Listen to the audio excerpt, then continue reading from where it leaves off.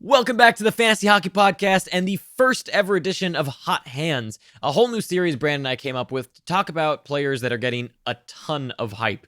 And pretty much the whole idea is that we can walk you through all the stats and all the relevant info to fantasy and try to determine whether they are an actual fantasy gem or if they're a bust that really you shouldn't be paying much attention to and it doesn't matter and people are picking them up for absolutely no reason. We want to do these episodes more frequently, and so that this way you don't necessarily have to wait for an episode every Monday, Wednesday, or Friday.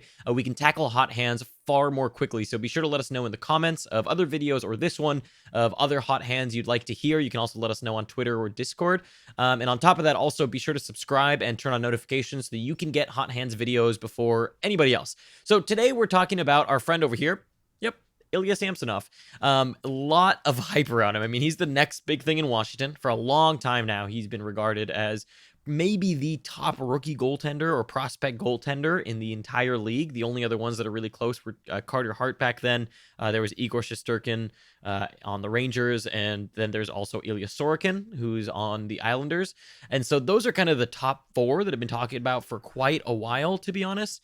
But with Ilya Samsonov, he's actually playing, which means the hype levels go even farther up. Now, I've talked a lot in the offseason and at the beginning of the season how Holtby has struggled in the regular season for a while now. And quite frankly, it's not all him. It's also part of the team, which we'll talk about here in this episode on why Holtby struggles so much recently. They don't make his life easy, and that's proven by the numbers.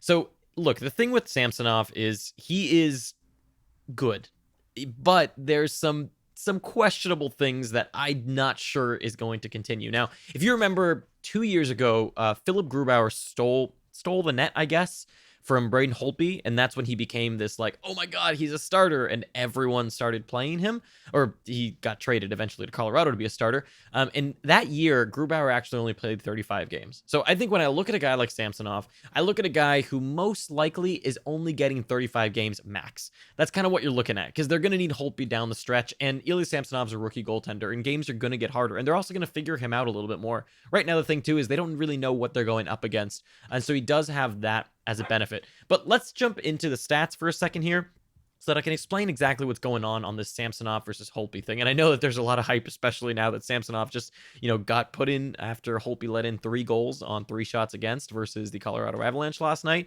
So this video is pretty time relevant here. Okay, so let's move into the stats. Let's start first on natural stat trick and talk about kind of what's going on. So I have stat trick up here, and let's look at a few things. So Holtby 5 games played, Ilya Samsonov 3. Low sample sizes for both, but there are some things that are important to note. Shots against are pretty equal. One thing that is interesting here is you look at the high danger shots against, right? So how often are they getting high danger shots? So that's like making your life. How difficult are they making a goaltender's life? The defense is, at least. And per this, they're making his life way harder. That is Braden Holtby. So Samsonov is getting somewhat of an easier job, it could be said. So he's getting a lot of mid-danger saves, mid-danger shots, I should say here. And that's also somewhere that Holtby is struggling, and that's not great. You don't want to see a goaltender struggle too much in the mid-danger save percentages, which are right over here in the mid-danger save percentage. Holtby has an 840 to Samsonov's 963. So that's a really good number for Samsonov, and he's facing a lot of mid-danger saves. While keeping those high-danger saves low, he actually has a pretty good high-danger save percentage of 867, kind of right there in the average, whereas Holtby is struggling a lot. Now, if we go to the low danger saves against, low danger saves per 60 here, Holtby's actually facing more than Samsonov there. So it seems like Holtby seems to be facing either very hard shots or very, very easy shots. There's not really that much of an in-between. And that's not really helped. Now, he's having a good low danger save percentage of 935 to Samsonov's 960. But still, that's not fantastic. I mean, he's saving what he's supposed to, right? It's not fantastic that he's stopping these and struggling with the high danger and the mid danger save percentage. You would like to see the mid danger higher for Holtby here. Now, Samsonov's doing well in all of those. So once you take a look at that, you get the first clear picture here that Samsonov's getting an easier job overall, right? At least it seems to be that Samsonov is getting an easier job than Holtby, which could lead you to believe, okay, so that's why he's doing well, is because he's having an easier job. So now let's go over really quick to HockeyViz. So we use HockeyViz a lot to understand threat levels and how teams are doing. So you can take a look at Holtby here. So this is Holtby's threat levels against. So this is when he's on the ice And this is what his defense does in front of him here, 5-on-5 with. So I'll highlight that here. This is when Holtby is in the net. As you can see, they have a threat level of -6% on average. So the defense is actually good in front of him. Not fantastic, but it's good. It's -6%. Now, the reason I don't say it's not fantastic is, sure, as a whole, it's -6%. But if you look at where the shots are coming from, look at the red. The more red, the deeper the red it is, the more shots are coming from that area. And so you're seeing that a lot of shots are coming kind of right from the middle of the slot for Holtby. And those are hard shots for a goaltender. And then the point ones aren't too bad, but those slot ones are not that easy. Now, if we look now at 5-on-5 without, those are minutes with Ilya Samsonov. That is easy. -34% threat level. That is insane. His job is ridiculously easy at the moment. And that is proven by these charts. So yes, look. It continues here. We still have a few more things to go through, but Ilya Samsonov's job here is being made very, very simple by his defense. So he should be buying them all dinner after every single game recently. And if we click on it, this actually recently updated. So you can see now with the game that just happened last night, it's at -28%. So he had a little bit of a harder game versus Colorado, but still you can see where the red is. There's not really any concentrated red. There's a deep, deep blue in front of the net, meaning he doesn't really face shots from there.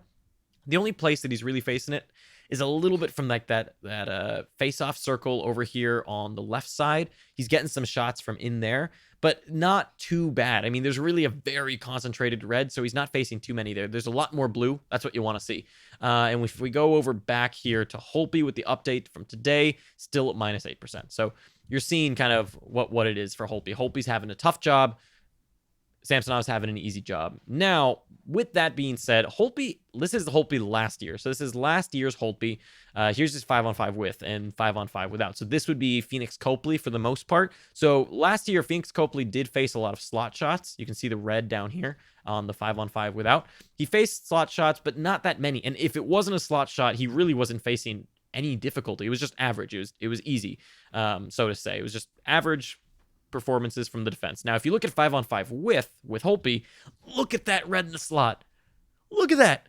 That is beer league levels of slot shots. That is what that is. I mean, Braden Holtby might as well be playing at my beer league right now with how much difficulty he's having. So this is not new for Holtby. Like, this is his second year, third year in a row. If we go back here, let's go back really quick to his 2017-2018 year. That's the year that Philip Grubauer was around, right? He faced +11 all down the middle. It's like a train road. It's just right down the middle, all towards Holtby. And you can see here that Grubauer, so this 5-on-5 with that was Grubauer that year. He also faced a lot of slot shots. So the thing is that Washington suppresses the outside shots a lot, but they seem to get into the middle a lot right by the slot. And they've done a better job of that. Like you can see that in Samsonov, right, where it's really deep blue there. So they've done a better job of reining that in this year. But with Holtby, they haven't exactly figured that out. And for whatever reason, that could be partially also they trust Holtby a little bit more. And so they take more risks by going up. And then in that regard, Holtby's going to face harder shots. So that could be one aspect of it, right? But ultimately, the moral of the story here is that right now, Samsonov is having a really easy job. So let's go over to Corsica now. So like we said, we're going to go over all the relevant stats here and kind of show you how we analyze these players, whether they're studs or duds. And so we take a look here at what happens. Now, Corsica does not have the latest game yet, which is slightly unfortunate, but that's okay. We can use this for now because even with the latest game, it doesn't change too many things. Obviously Holtby's save percentage comes down, but this is still a relevant discussion. So if we look at the expected save percentages, so this is on all at all strengths. So at power play, penalty kill, and 5-on-5. Their expected save percentage is what they should be getting. And normally goalies kind of tend to pivot somewhat around there. That's sort of what you see. And so we see someone like Braden Holtby who's underperforming that save percentage like crazy. 86.67 save percentage to an expected 9.154. That is really bad. And if you take a look at why that is, it's that high danger save percentage. It's at 56%. You don't like to see that. You want to see this way higher. You want to see that in the 86s. Now, granted, if we remember the natural stat trick updated today, Ilya Samsonov is no longer at 100% high danger save percentage. That should come down. So Braden Holtby and Ilya Samsonov are on completely different spectrums of the universe right now.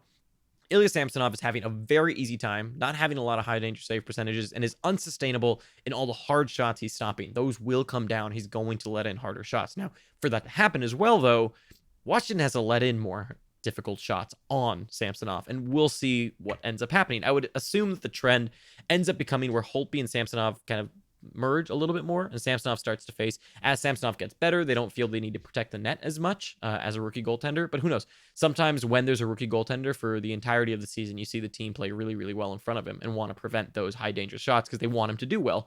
And so that's kind of what we're looking at here, is we're looking at Holtby. Holtby is similar right now to Dubnyk.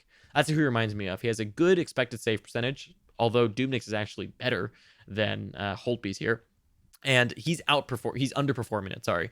So you want to see Holtby bring that up. And Samsonov, you're going to assume, has come down. He's overperforming right now at 95.35 save percentage to an expected save percentage of 92.53. Now, of course, doesn't include the most recent game, of which he got a 906 save percentage at the end of the game. But that being said, he's still going to be overperforming. And then you see the goal saved above average. Yeah, completely different universes. So look, when we look at this from an add or drop perspective, right? When we're looking at it from add or drop, I wouldn't rush to grab Samsonov. I think if you're in a league that counts goaltenders very, very heavily, it might be worth grabbing Samsonov. But, and I can't stress this enough, eye him as a short-term target and a sell-high target if he actually starts to play more games. I don't see a situation this year where Samsonov plays 50 games. I don't even see a situation really where he splits entirely with Braden Holtby. I see more of a 30 to 35 max game start situation. So you're looking at a guy who is not going to be a long-term hold. We've seen a lot of questions of people being like, oh, well, can I pick him up and he can be my long-term goalie? I don't see it. Right now, I don't see it. This same thing happened with Holtby the last 2 years, and we haven't seen either goaltender take a lion's share. Each one has ended up somewhere in that 30 to 35, 36-ish range, something like that. So I don't see that happening with a rookie goaltender and all that happening all over. We have the proof. So my verdict for Ilya Samsonov is he's a good short-term add. He is not a long-term add. He's not a long-term solution to your goaltender. I also would not advocate him becoming a second goaltender unless your goaltender is like Jonathan Quick or something. If it's like Jonathan Quick, then sure, you're going to be streaming goalies anyway, so you might as well just start with the hot hand in Ilya Samsonov. So I would say that it's fine to add him as maybe a third goaltender if you want to get maybe upside for a little bit or potentially sell high on him, but I would not bank on him being a long-term goaltender. So hopefully you enjoyed that episode of Hot Hands. We'll be doing a lot more of those and going through the stats. Let me know in the comments of who you'd like to hear for the next episodes or sessions of Hot Hands, whatever we're going to call this. And also let me know what you'd liked or didn't like, and we'll see you for the next one. Thanks for watching.